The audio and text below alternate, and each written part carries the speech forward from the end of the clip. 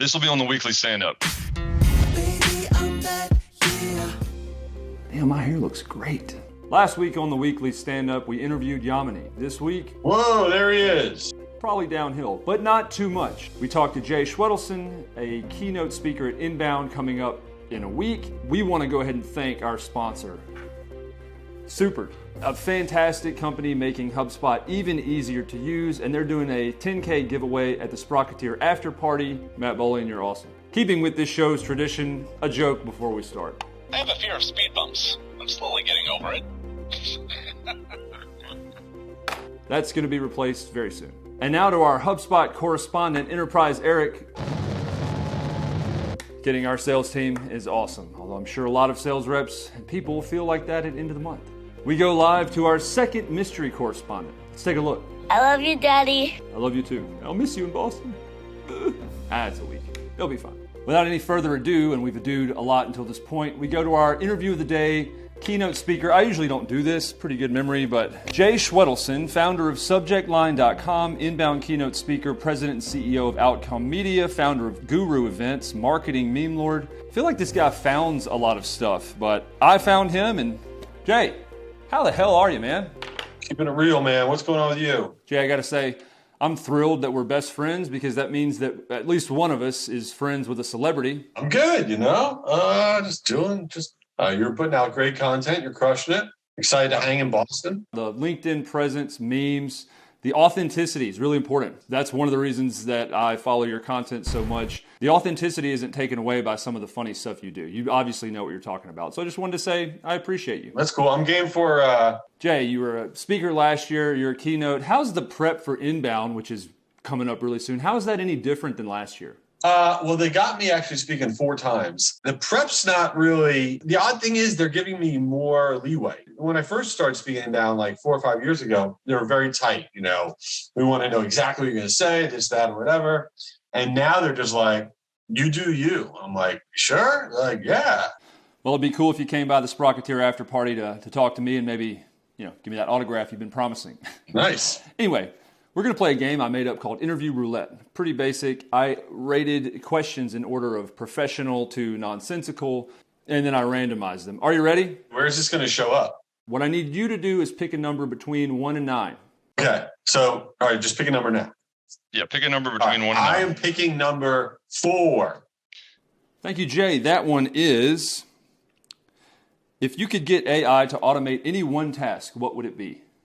Oh my God, I would like it to work out for me because I reluctantly go in the morning before work. And every time I'm going, I'm miserable. And then my wife's like, don't you feel better afterwards? I was like, no, I don't.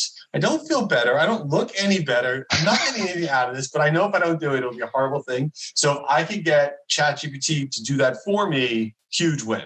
That's actually in development right now, and it's called Chad GPT. And it just does the pre-workout, takes proteins for you. That's what I need.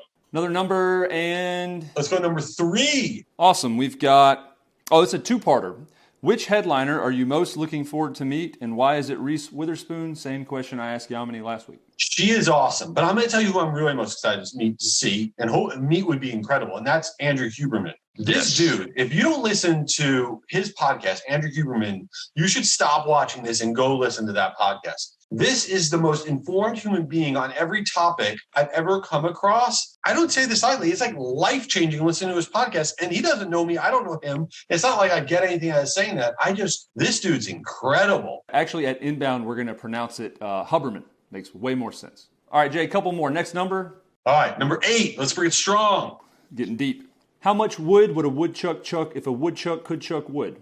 That is a very important question. And I'm the least manly person on earth. I'm the least human person on earth. That's probably a better way to put it. I can't do anything. And I'm fully embracing that. So I can't chuck wood, if that's even what you're supposed to say. I don't do anything related to wood. I probably don't own any real wood. So I can't answer that appropriately. You've got a lot of hardware in that background that might be made out of wood. I hear wood. It's very impressive. Running out of time here, Jay. A couple more. Pick a number. 1. Oh, yeah. I have a prediction on this one. It's University of Florida, where I know that you're in their Hall of Fame because you're awesome. But who's the best college quarterback of all time? Football season's right around the corner. Oh, Tim Tebow. I mean, there's not even a question. I mean, prediction. I wrote down my prediction. That is it. Bam. Rob gets a point. I know we're not keeping score, but. Oh, here it is. Here's my Gator hat. Okay, Tim Tebow is the greatest college football player of all time. There's no question. He is just an insane dude. Love that guy. It's like after you hear him speak, you want to like run through a wall and do something important. I love him. That's my guy. And go Gators, 1,000,000,000%. After hearing him speak, you want to run through a wall and do something important. Can't agree enough. That he's a phenomenal human being and a great college football player. Another number. All right.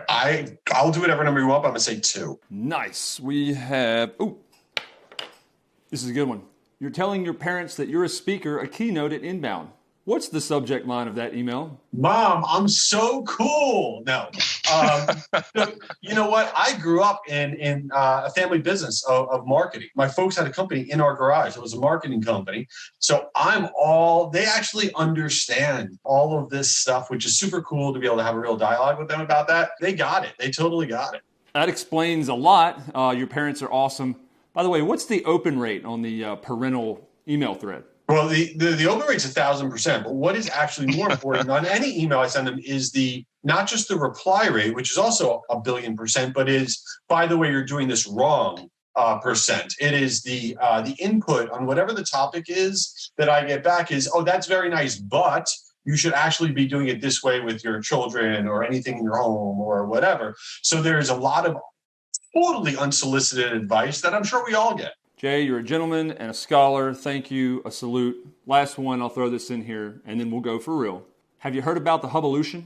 I have seen it in your posts. I am not a Hubolution expert, but I know it's going to be something special. All right, take it easy. Good seeing you. Thanks, Jay. That's all the time we have for today. We'll see you at Inbound, in person or digital, but hopefully in person. Shout out Mary Skews for being an OG supporter of the weekly stand-up. See you in Boston.